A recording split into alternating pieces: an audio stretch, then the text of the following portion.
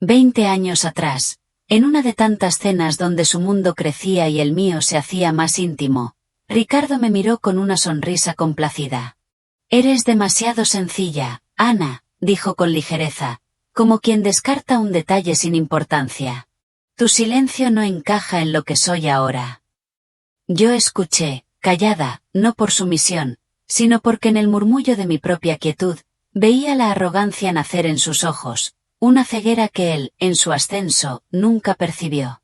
Aquel día, el valor que él daba a la apariencia comenzó a tejer la trama de nuestra caída, un desprecio sutil hacia la esencia que él prometió amar.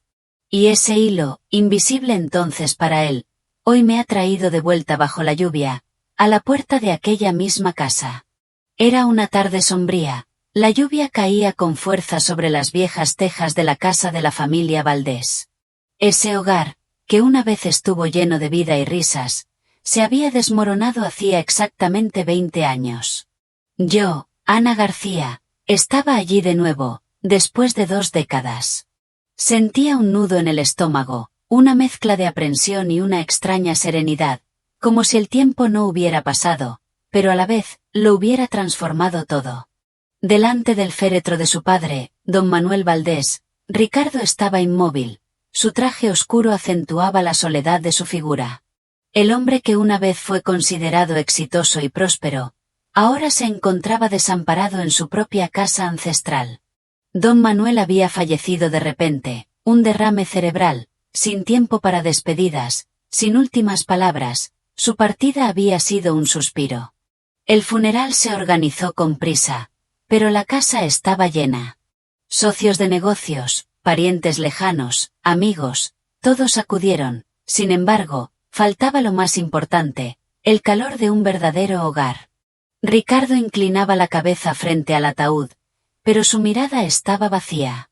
En los últimos 20 años se había acostumbrado a ese silencio, a la ruptura de los lazos familiares. El divorcio, las nuevas uniones, las separaciones, sus hijos dispersos, mi suegro viviendo en soledad, y él, Ricardo, persiguiendo vanidades, solo para darse cuenta, al final, de que nada perdura para siempre.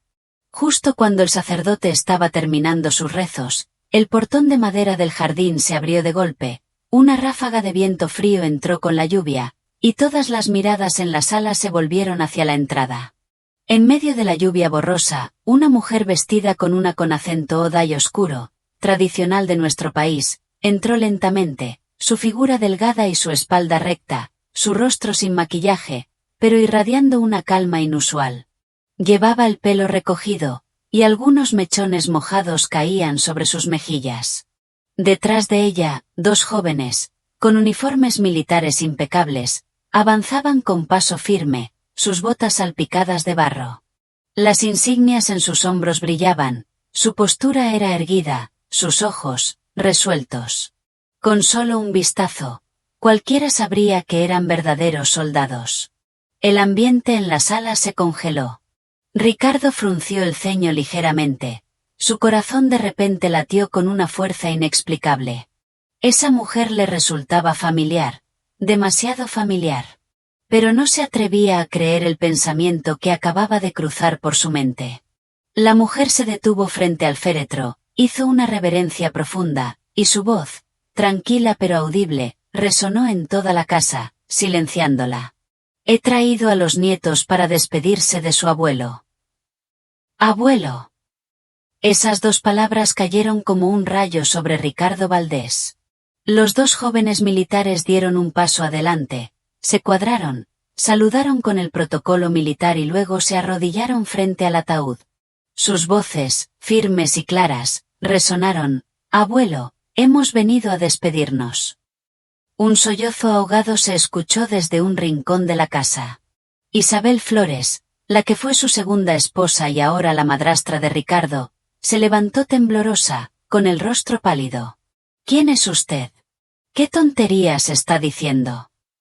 La mujer alzó la vista, y sus ojos se encontraron con los de Ricardo. En ese instante, él no tuvo dudas.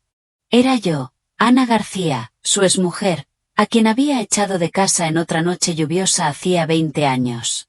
Hace 2 décadas, Yo me arrodillé ante él, llorando hasta secarme las lágrimas para defenderme, pero él no me creyó. Después de 20 años sin vernos, yo ya no tenía la ingenuidad de antes. En mis ojos había la experiencia, la calma de quien ha atravesado demasiadas tormentas. Soy la exnuera de don Manuel, dije lentamente. Y ellos son sus 2 nietos, David y Jorge. Ricardo retrocedió un paso, un escalofrío recorrió su espalda. Sin previo aviso, sin ninguna señal, su padre tenía nietos, y él tenía hijos. Afuera, la lluvia seguía cayendo con fuerza. Dentro de la casa Valdés, un secreto sepultado durante 20 años acababa de salir a la luz en medio de un funeral, y eso, era solo el principio. El aire en el funeral era tan denso que un simple suspiro fuerte habría sobresaltado a cualquiera. Parte 2. El principio del colapso. 20 años antes, nuestro amor había florecido como las bugambillas en primavera, exuberante y prometedor. Ricardo Valdés y yo, Ana García, éramos una pareja envidiada, o eso creía yo entonces.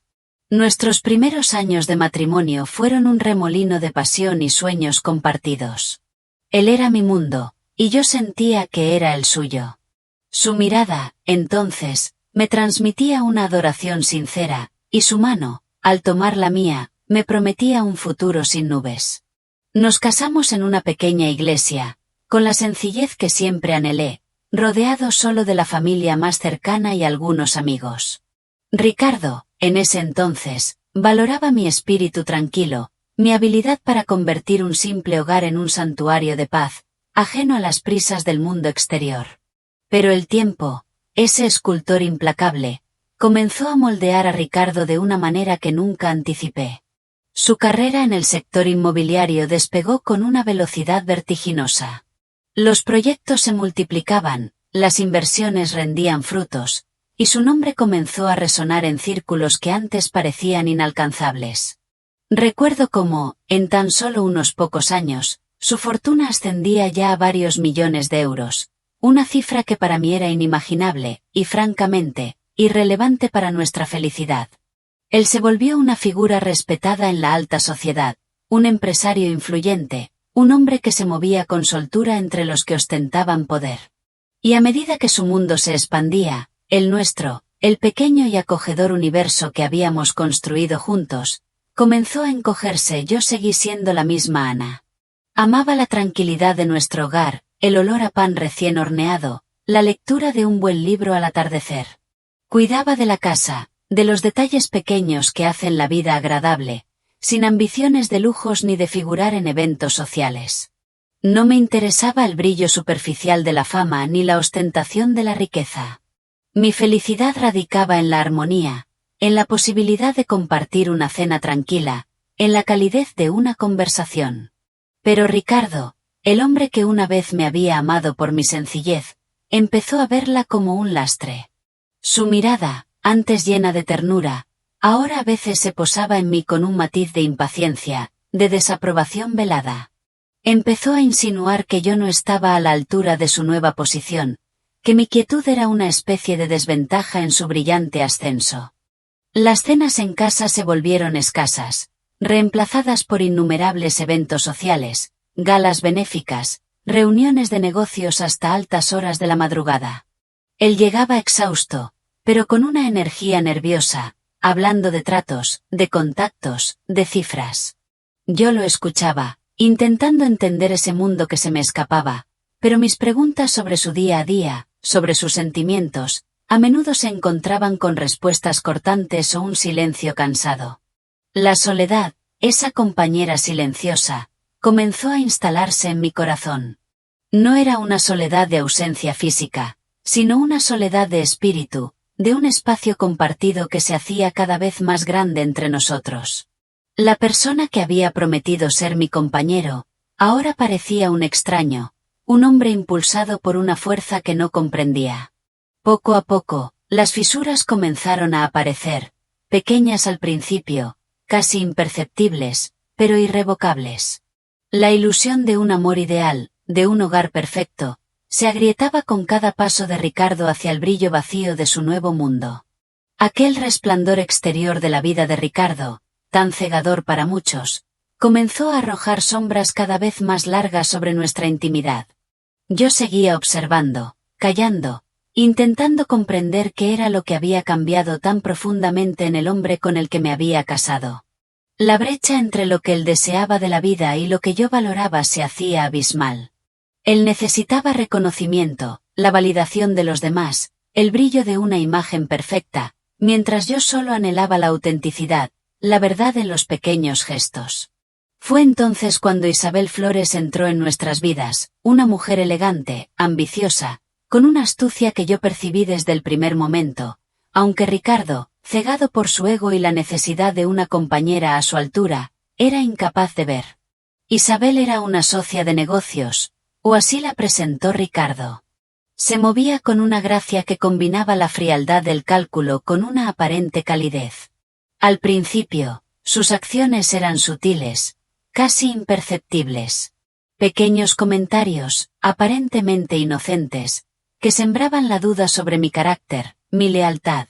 Una mirada fugaz a Ricardo, un susurro en una reunión, una llamada telefónica equivocada a horas inoportunas.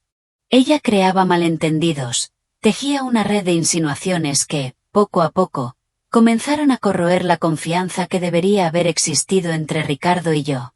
Recuerdo un día en que por error le llegó a Ricardo un mensaje, supuestamente mío, con un tono inapropiado, y aunque yo lo negué rotundamente, su mirada ya no era la de un hombre que creía en mí. Ricardo, envuelto en su propia euforia de éxito y la necesidad de mantener esa imagen, comenzó a mostrar una desconfianza creciente. Cada intento mío de explicar, de aclarar los malentendidos, era recibido con una impaciencia apenas disimulada. Mis palabras, cargadas de verdad y desesperación, parecían rebotar contra un muro invisible que él había levantado. Las consideraba meras excusas, patéticas defensas de alguien a quien ya había juzgado. Su arrogancia, alimentada por el halago constante de Isabel y el mundo que lo rodeaba, le impedía ver más allá de la superficie, más allá de la imagen que Isabel, tan meticulosamente, había construido para él.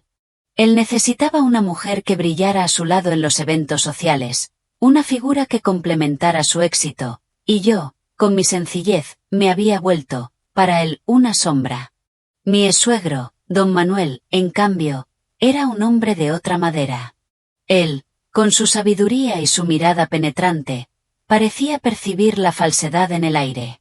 Recuerdo cómo sus ojos se posaban en Isabel con una curiosidad que iba más allá de la cortesía. A veces, me lanzaba miradas discretas, como si quisiera decirme algo, como si comprendiera el peligro que se cernía sobre mí. Él era de una generación que valoraba la integridad y la autenticidad por encima de todo. Sin embargo, su posición en la familia y el respeto a la autonomía de su hijo lo mantenían en un silencio que, más tarde, entendería. Para mí, la ilusión de tener un marido que siempre me confiaría, que me defendería, se desvanecía en cada silencio, en cada mirada de desconfianza de Ricardo. Las grietas se hacían más profundas, anunciando el inminente derrumbe. Esa noche, la lluvia no era solo agua cayendo del cielo, era una cascada de mis lágrimas, una sinfonía de mi desesperación. Fue la culminación de la farsa de Isabel, el punto sin retorno. Ella, con una habilidad macabra, había fabricado la prueba definitiva de mi supuesta infidelidad. Unas fotografías, unos mensajes falsificados, todo un entramado de mentiras tan convincentes que, para la mente nublada de orgullo y prejuicio de Ricardo, se convirtieron en verdades innegables. La escena se desarrolló en el salón, un espacio que siempre había sido nuestro, ahora convertido en mi tribunal. Ricardo, con el rostro endurecido, los ojos fríos y la voz cargada de una ira implacable, ni siquiera esperó a que terminara de explicarme. No había lugar para la verdad en su corazón en ese momento. Sus palabras, tajantes y sin apelación, me ordenaron que me fuera. No eres digna de esta familia Valdés, me dijo con un desprecio que aún resuena en mis oídos. Vete y no vuelvas nunca. Me arrodillé. Sí, me arrodillé ante él, con las manos juntas, suplicándole, con el alma desgarrada, que me creyera. Las lágrimas me ahogaban, mis palabras se mezclaban con el llanto, intentando convencerlo de mi inocencia, de nuestro amor, de la vida que habíamos construido. Pero fue en vano.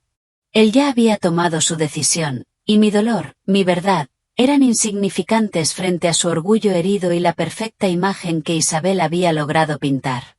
Recuerdo sus últimas palabras, no solo una expulsión, sino una amenaza velada, un golpe bajo que me hizo entender la crueldad de su alma.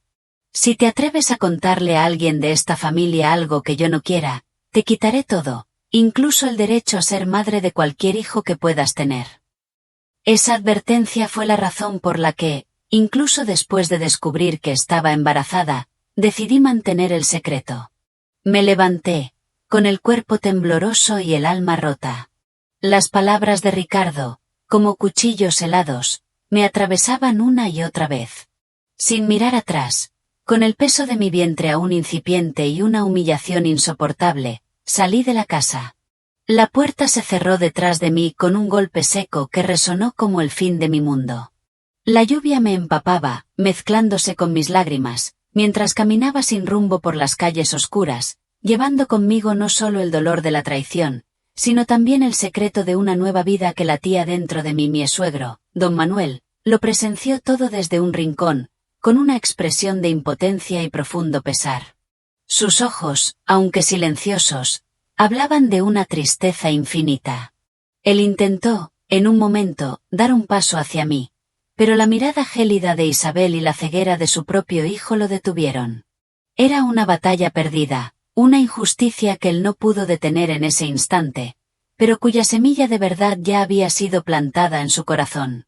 En esa noche de tormenta, no solo perdí un hogar y un marido, perdí una parte de mi inocencia, pero, sin saberlo, también gané una libertad, la oportunidad de empezar de nuevo, lejos de las cadenas de la vanidad y la falsedad. Después de aquella noche lluviosa, el mundo se convirtió en un lugar hostil, un lienzo en blanco que debía pintar de nuevo, sola. Fue poco después cuando la certeza me golpeó, no uno, sino dos pequeños corazones latían dentro de mí. Miss David y Jorge. Esa revelación, en lugar de hundirme, encendió una llama inesperada de determinación. Recordé las palabras veladas de don Manuel, transmitidas a través de un pariente que me visitó en secreto poco antes de que yo me marchara definitivamente de la ciudad, un consejo, una advertencia. Si volvía, Ricardo lo perdería todo por su orgullo. Por ellos, por mis hijos y por la promesa a don Manuel de protegerlos de aquel ambiente tóxico, tomé una decisión inquebrantable. No regresaría, sin importar lo que implicara. Mi viaje fue un peregrinaje silencioso, sin nombre ni destino claro al principio. Me instalé en un tranquilo pueblo de Extremadura, donde nadie conocía mi pasado, donde la gente valoraba la labor de las manos y el silencio de los campos. La vida fue dura, muy dura. Recuerdo los días en que apenas teníamos para comer, en que me doblaba trabajando en lo que fuera, limpiando casas, cosiendo, recogiendo aceitunas, para asegurar que mis hijos tuvieran un techo y un plato caliente. Había noches de fiebre alta para los pequeños, y yo, sin un céntimo, los arropaba contra mi pecho, rezando en silencio, sintiéndome la mujer más sola del mundo. No había un padre que preguntara por ellos, ni una familia que ofreciera apoyo. Solo yo y mis dos pequeños. Sin embargo, en medio de la adversidad, la providencia se manifestó de formas inesperadas. Un día, recibí una carta con dinero en efectivo, 20.000 euros, sin remitente. Era una suma considerable para mí, una bendición. Luego, de vez en cuando, llegaban pequeñas cantidades de dinero o la matrícula para una buena escuela para los niños era inexplicablemente pagada por una beca anónima. Nunca supe con certeza de dónde venía esa ayuda, pero siempre tuve la profunda intuición de que era don Manuel, mi suegro, quien, desde la distancia y en silencio, velaba por sus nietos y por mí.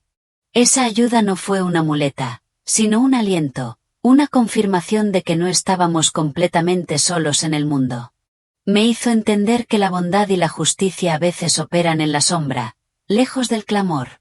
Mis hijos, David y Jorge, Crecieron fuertes, nobles y, sobre todo, increíblemente orgullosos de su madre. Nunca los oí quejarse de nuestra pobreza o de la ausencia de un padre. Su amor y su respeto eran mi mayor recompensa. Ellos comprendieron, desde muy jóvenes, el valor del esfuerzo y la dignidad. Cuando llegó el momento de elegir su camino, ambos optaron por la carrera militar. Me sorprendió, pero entendí. Querían servir, querían la disciplina, la rectitud, los valores que yo les había inculcado y que ellos habían visto reflejados en mí. Verlos con sus uniformes, erguidos, con esa mirada resuelta, llenaba mi corazón de una paz que el dinero o la posición social nunca podrían comprar. En mi pequeño refugio en Extremadura, lejos de la casa Valdés, yo construí no solo un hogar, sino una vida nueva, plena de dignidad y de amor incondicional. Aprendí que la verdadera libertad no era escapar de algo, sino tener la autonomía para forjar el propio destino y el de mis hijos, manteniendo intactos nuestros principios, sin importar el precio. La paz interior que sentía al verlos crecer, ser hombres de bien, era la prueba de que, aunque el camino fue solitario, no me había equivocado. El funeral había sido brevemente suspendido para el rito de la preparación del féretro. Mientras todos murmuraban en el patio, Ricardo Valdés, con la carta de su padre en la mano, subió lentamente las escaleras de madera hacia la vieja habitación del segundo piso. Era la habitación donde había pasado toda su infancia, un lugar que no había cambiado en 20 años. La mesa de madera oscura, la ventana con vistas al viejo limonero, el olor a humedad mezclado con el incienso del funeral. Ricardo estaba allí, en el centro de la habitación, su figura encorvada, con el sobre amarillento de la carta entre sus dedos temblorosos. Me invitó a mí y a mis hijos a entrar, su voz apenas un susurro, y nos sentamos en unos viejos sillones que recordaba de mi juventud. El ambiente era denso, cargado de memorias y de un silencio expectante. Ricardo me ofreció la carta. Sus manos temblaban tanto que apenas podía sostenerla. Me miró, con los ojos llenos de una súplica muda, incapaz de abrirla él mismo. Tomé el sobre, mis dedos, firmes, rasgaron el papel viejo y desgastado por el tiempo. Desdoblé las páginas, el olor a papel antiguo me transportó por un instante. Comencé a leer, mi voz clara y pausada, resonando en el pequeño espacio. Ricardo, si estás leyendo estas líneas, es probable que yo ya no esté. Lamento haber guardado silencio durante tanto tiempo. Con solo la primera línea, Ricardo no pudo contenerse. Una lágrima solitaria cayó sobre el papel, borrando un poco la tinta antigua. Don Manuel había escrito que en aquel año, él ya sabía que yo, Ana, había sido injustamente acusada. Él había visto la manipulación, la mano oculta de esa otra mujer en la casa, Isabel. Pero por miedo a desintegrar la familia, por temor a que Ricardo perdiera su carrera, había elegido el silencio. Me dejó marchar, llevándome a dos pequeños que aún no habían nacido. Durante 20 años, mi suegro solo pudo ayudar desde la distancia, en secreto. Esos dos pequeños son tu sangre, Ricardo. Si un día regresan, no los rechaces. La voz de mi suegro, a través de sus palabras, se sentía en la habitación. Dejé la carta sobre la mesa, la verdad, tan largamente guardada, se extendía ahora entre nosotros. Levanté la vista y miré a Ricardo. ¿Por qué no me lo dijiste? Mi voz, aunque tranquila, llevaba el peso de 2 décadas. ¿Por qué no volviste a buscarme? Ricardo estaba destrozado. Sollozó, un llanto profundo, desgarrador, que venía desde lo más hondo de su ser. Sus hombros se sacudían con fuerza. Yo permanecí en silencio durante un largo momento, permitiendo que el eco de sus preguntas llenara la habitación, permitiendo que la magnitud de su error se asentara en su alma. Cuando hablé, mi voz era calmada, fría, desprovista de cualquier amargura, solo la verdad desnuda. Lo dije. Me arrodillé, pero no me creíste. Recordé la noche de lluvia, mi desesperación. Tu padre me dijo que me fuera para que tú tuvieras paz. No hubo reproche en mis palabras, solo la enunciación de un hecho. David y Jorge, mis hijos, que habían escuchado todo en silencio, con una seriedad que honraba su uniforme, se miraron. Jorge, el mayor, fue el primero en hablar, su voz profunda y clara, sin rastro de emoción desmedida. Usted no necesita disculparse con nosotros. Miró directamente a Ricardo, con una firmeza inquebrantable. No hemos venido a pedir disculpas. David, con la misma resolución en su mirada, añadió, nuestro abuelo se disculpó por usted durante 20 años. Esas palabras cayeron como piedra sobre Ricardo, cada una más pesada que la anterior. Su rostro se contorsionó de dolor, una verdad brutal que no se podía negar. La lluvia afuera, que había amainado un poco, parecía volver a intensificarse en el interior de esa vieja habitación, donde la historia, finalmente, había decidido revelar su verdadero rostro. La casa de la familia Valdés estaba sumida en un silencio tenso, un aire espeso donde el incienso se mezclaba con la ansiedad. Habíamos regresado al salón principal, donde el abogado de don Manuel, un hombre de aspecto serio y cabello canoso, se disponía a leer el testamento. Mis hijos, David y Jorge, y yo, Ana, estábamos sentados en un lugar que el abogado nos había indicado, no en primera fila, pero sí en un punto visible para todos. Sentía las miradas curiosas, algunas cargadas de prejuicio, otras de una nueva y cautelosa especulación, posándose sobre nosotros. Isabel Flores, con el rostro pálido y las manos aferradas al borde de su asiento, no dejaba de mover la pierna nerviosamente. Ricardo Valdés, a su lado, parecía haberse encogido, la imagen del hombre de negocios imponente desvanecida, reemplazada por un semblante de angustia contenida. El abogado carraspeó, y el murmullo de los parientes cesó de inmediato, todos los ojos fijos en el sobrelacrado que sostenía. Según la última voluntad de don Manuel Valdés, comenzó el abogado con voz clara y solemne, el testamento será leído ante toda la familia, y es imperativa la presencia de la señora Ana García y de los jóvenes David y Jorge García. Sus palabras, precisas y sin titubeos, resonaron en la sala, añadiendo una capa más de tensión. Los ojos de Isabel se abrieron desmesuradamente, y Ricardo apretó los labios con fuerza, su mirada hacia mí una mezcla de dolor y una comprensión que apenas comenzaba a germinar. El abogado rompió el sello, desdobló las páginas y prosiguió con una lentitud deliberada. Si este testamento se está haciendo público, significa que ya no estoy con ustedes. Hay algo que le debo a esta familia, una verdad. Isabel, al escuchar esto, se levantó de golpe. No. Él estaba desvariando. No pueden creer lo que diga. El abogado la ignoró, su voz inalterable, imperturbable. Hace 20 años, mi nuera, Ana García, fue falsamente acusada de infidelidad. La persona que orquestó todo esto es quien ahora ocupa el lugar de mi nuera. La sala estalló en murmullos, pero el abogado alzó una mano, silenciándolos. Fui testigo, con mis propios ojos, continuó leyendo el abogado, de cómo esta persona alteró pruebas, falsificó mensajes y sobornó a empleados de la casa. Pero por el bien de mi familia, por el nombre de mi hijo Ricardo, y por la falsa esperanza de mantener una estabilidad, decidí callar. Ese fue el mayor error de mi vida, un peso que cargué hasta el final. El aire se cortó, el murmullo se convirtió en un grito ahogado de sorpresa e indignación. Todas las miradas se clavaron en Isabel Flores, quien se hundió en su asiento, su rostro blanco como la cera, los labios temblorosos, incapaz de pronunciar una sola palabra. Ricardo, a su lado, se quedó petrificado, reviviendo cada calumnia, cada mirada de desprecio que me había dirigido. Todo había sido un montaje. Una verdad amarga, indescriptible. Los dos jóvenes mellizos, David y Jorge, prosiguió el abogado, son mis nietos de sangre. Los he apoyado en secreto, los he seguido de cerca y me he sentido orgulloso de ellos cada día. Si un día regresan, ruego a esta familia que se incline ante ellos y su madre. El abogado cerró el testamento con un movimiento final. Nadie en la sala se atrevió a hablar.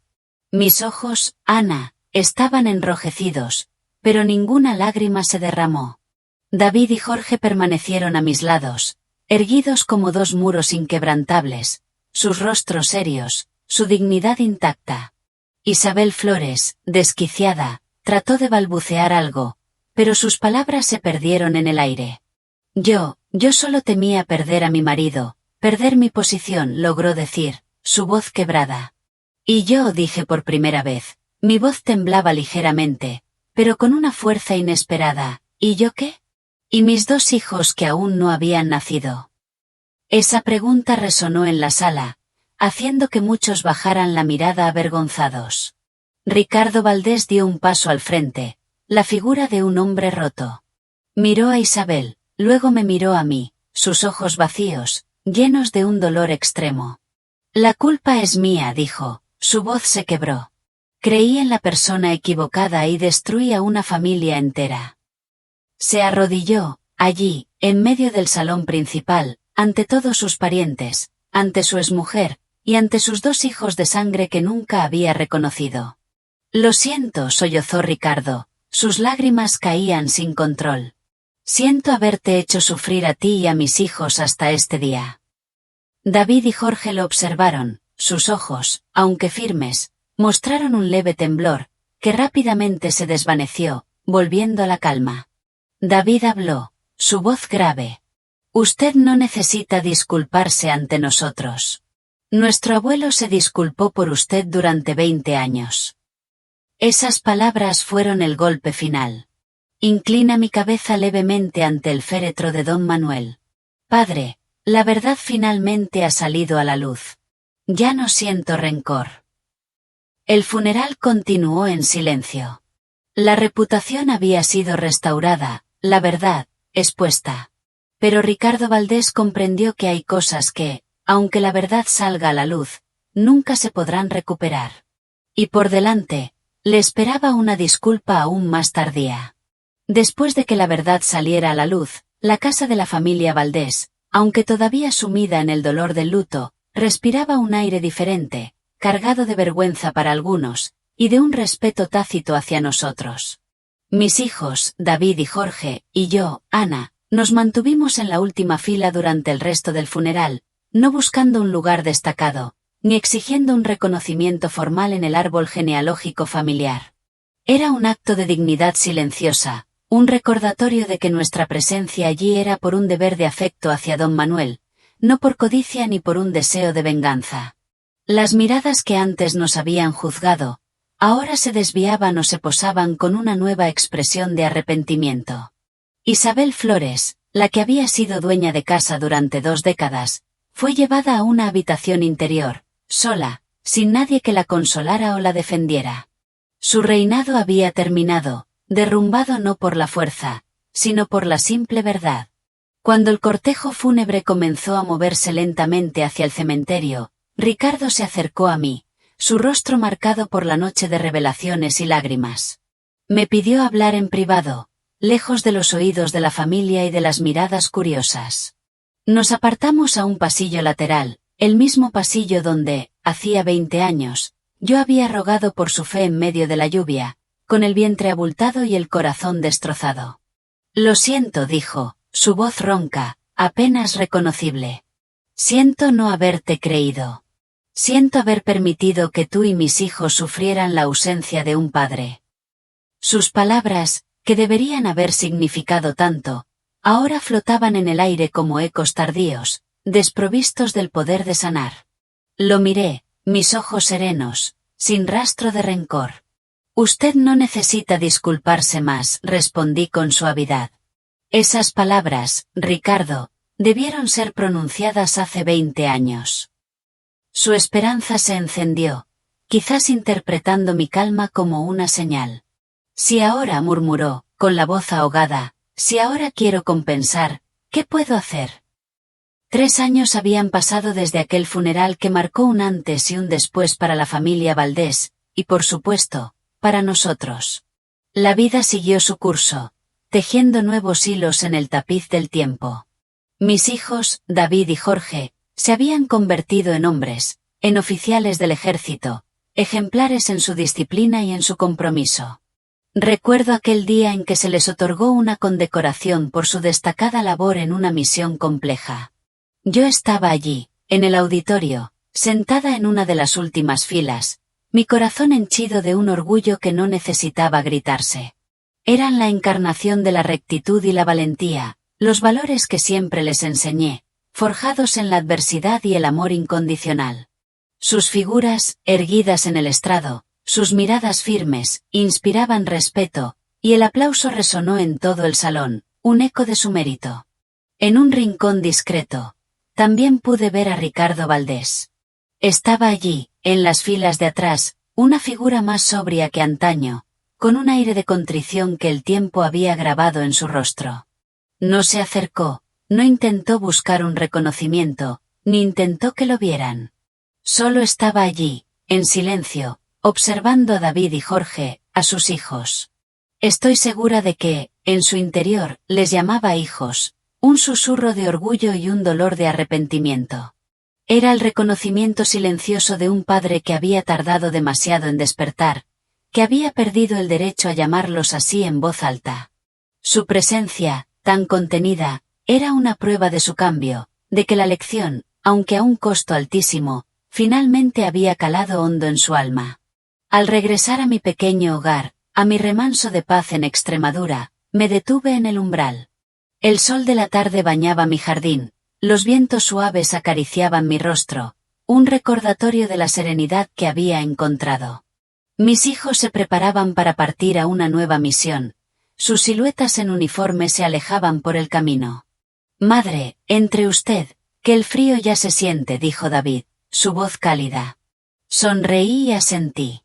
Antes de entrar, me detuve un instante, mirando sus figuras que se desdibujaban en la distancia. Sabía que mi vida había estado llena de pérdidas, de sacrificios, pero jamás me había equivocado en lo más importante. Proteger a mis hijos, defender su dignidad y la mía propia. Ese fue el cimiento de nuestra existencia. Ricardo, en su búsqueda implacable de riqueza y poder, había fracasado estrepitosamente, no por la falta de dinero o de influencia, sino porque su arrogancia le impidió ver más allá de las apariencias. Él juzgó a las personas por su estatus, por lo que podían ofrecer a su imagen, y despreció la esencia de quien era su compañera. Esa ceguera, ese desprecio hacia los valores reales, fue lo que lo llevó a perder los tesoros más grandes de la vida, los lazos inquebrantables de una familia. Comprendí con el tiempo que la raíz de su traición no residía en una supuesta debilidad mía, sino en su propia inseguridad, en un ego frágil que necesitaba constantemente ser alimentado y tener el control. Él se sentía amenazado por una mujer que, a pesar de su silencio y su aparente sumisión, era fuerte, autónoma, capaz de brillar con luz propia sin necesidad de su aprobación. Fue al enfrentarse a esa independencia que su mundo, construido sobre la necesidad de ser necesitado y poderoso, se desmoronó. Mi victoria, si así se le puede llamar, no fue un acto de venganza, no fue humillar a Ricardo en público, ni reclamar lo que por derecho me correspondía. Mi verdadero triunfo radicó en haber mantenido mi dignidad intacta, en haberme marchado sin dar explicaciones, sin un solo reproche, y en haber vivido mi vida de acuerdo con mis propios valores. La libertad interior, esa paz que uno encuentra al ser fiel a sí mismo, es el más grande de todos los trofeos, un tesoro que ninguna fortuna puede comprar ni ninguna traición puede arrebatar. No hubo amargura en mi corazón, solo la certeza de haber elegido el camino correcto, el camino de la integridad. Hay errores cuyo precio no se paga con lágrimas, sino con una vida entera de silencio, una vida llena de preguntas sin respuesta. Y Ricardo, al fin, comprendió que hay personas que pasan por nuestra vida una sola vez, pero el costo de perderlas es el resto de la existencia. El verdadero valor de una persona reside en lo que posee o en lo que lleva en el corazón. ¿Qué piensan ustedes de esto? ¿Qué piensan ustedes sobre la decisión de Ana García? ¿Habrían actuado de manera diferente en su lugar? Les invito a compartir sus reflexiones en la sección de comentarios. Siempre leo cada palabra con atención. Si esta historia les ha hecho reflexionar o sentir algo, no olviden dejar un me gusta, compartirla con alguien a quien crean que también le conmoverá, y suscribirse al canal para no perderse los próximos enigmas. Nos vemos en la próxima historia. Y quién sabe, quizás la próxima vez, sea su propia vida la que inspire nuestra narración. Esta historia es ficticia y las decisiones mostradas no deben imitarse en la vida real. Obsérvela como una reflexión sobre las relaciones humanas. Lo miré fijamente, no con dureza, sino con una comprensión que solo el tiempo y el dolor pueden otorgar. Mis ojos no reflejaban frío, ni tampoco una suavidad que invitara a la falsa reconciliación, solo una profunda lucidez. ¿Cómo piensa compensar? Le pregunté, mi voz tranquila pero firme. ¿Compensar las noches que mis hijos tuvieron fiebre, llamando a un padre que nunca estuvo? ¿Compensar las veces que se les preguntó en la escuela, ¿dónde está tu padre? ¿Y yo tuve que inventar una historia para proteger su dignidad? ¿O compensar toda la juventud que perdí, construyendo una vida desde cero, sola, con 2 bebés en brazos? Ricardo no pudo responder. Se quedó mudo, suplicante. No te guardo rencor, Ricardo, continué, pero tampoco puedo volver. No hay camino de regreso a lo que fue. Algunas cosas, una vez rotas, no se pueden reparar. David y Jorge se acercaron, sus uniformes impecables, sus rostros serios. Usted no necesita disculparse ante nosotros, señor Ricardo, dijo David, con la voz clara y respetuosa. Nuestro abuelo ya lo hizo por usted durante 20 años, cuidándonos desde la distancia. Jorge asintió, añadiendo, no nos falta nada. Nuestra madre ya hizo el papel de padre por usted, y lo hizo de una manera ejemplar. Ricardo se arrodilló de nuevo, no ante la familia, sino ante ellos, sus hijos, su voz rota por la desesperación. Solo les pido una cosa, dijo, con lágrimas en los ojos. Por favor, permítanme verlos de vez en cuando, déjenme ser un padre para ustedes, aunque sea desde la distancia. Mis hijos me miraron, y yo les di un imperceptible asentimiento. Mi decisión no era mía, era la de ellos. David fue el que respondió. No se lo prohibimos, señor Ricardo. Pero nuestra relación se limitará al respeto, a la cordialidad. No podemos aceptarle como el padre que nunca tuvimos. No es un reproche, es una verdad. Jorge añadió, con la misma firmeza, nuestro abuelo nos enseñó que un hombre debe permanecer erguido, y eso haremos. Esa es la última línea que podemos ofrecer. Ricardo se derrumbó, no porque lo empujaran, sino porque la suave pero inquebrantable negativa de sus hijos lo despojó de cualquier apoyo, de cualquier esperanza de redención fácil. El cortejo fúnebre de don Manuel se puso en marcha, lento y solemne. Mis hijos, David y Jorge, y yo, Ana, nos unimos a la procesión, pero no en el centro, no como si fuéramos parte intrínseca de la familia Valdés que se exhibía.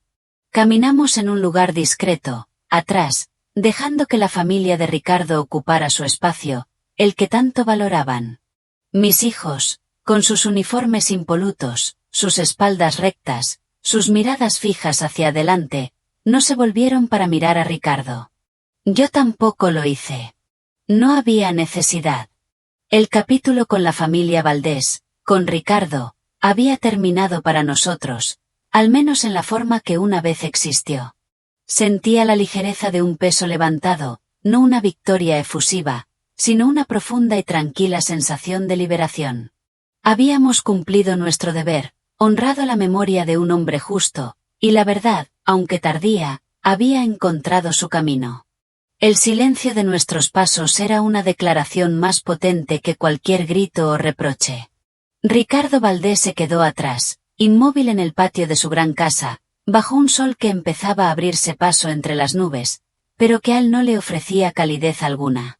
Lo observé por el rabillo del ojo, una figura solitaria, encorvada. La casa, el mismo símbolo de su éxito y su orgullo, ahora parecía tragarlo en su inmensidad vacía. Supo, en ese instante, que su pérdida era irreparable, una grieta que no podría rellenarse con todo el dinero del mundo. La imagen de sus hijos, mis hijos, Marchando con la dignidad que él nunca les había dado, debió de haber sido una puñalada cruel. Era la constatación de una ausencia, de un vacío que él mismo había cavado con sus propias manos. La vida, a veces, es una maestra implacable, y Ricardo estaba a punto de recibir su lección más dura. Los meses que siguieron al funeral de don Manuel fueron un periodo de profunda transformación para Ricardo. Las noticias, filtradas por antiguos conocidos o por los comentarios que llegaban a mis oídos a través de la red de un pueblo que todo lo sabe, hablaban de un hombre cambiado. Ricardo comenzó a deshacerse de parte de su imperio. Vendió una de sus propiedades más lujosas en la costa, luego varias participaciones en empresas que le reportaban millones de euros en ganancias. No era una ruina económica, ni mucho menos, pero sí un desprendimiento de esa riqueza ostentosa que antes había sido su único motor. Se retiró de las interminables reuniones sociales, de los eventos de caridad vacíos donde solo se mostraba el brillo superficial. Los círculos de poder que antes lo adoraban, ahora lo veían con una mezcla de sorpresa y lástima. El hombre que había construido su identidad sobre el dinero y el estatus, estaba desmantelando su propia fachada. La gran casa de la familia Valdés, que había sido escenario de tantos triunfos y de una tragedia oculta, se volvió un lugar solitario. Isabel Flores, la que había sembrado la discordia, se fue, sin que nadie derramara una lágrima por su partida. Ricardo se encontró a sí mismo en un silencio que antes lo habría aterrorizado. Pasaba horas en el cementerio, sentado frente a la tumba de don Manuel, su padre.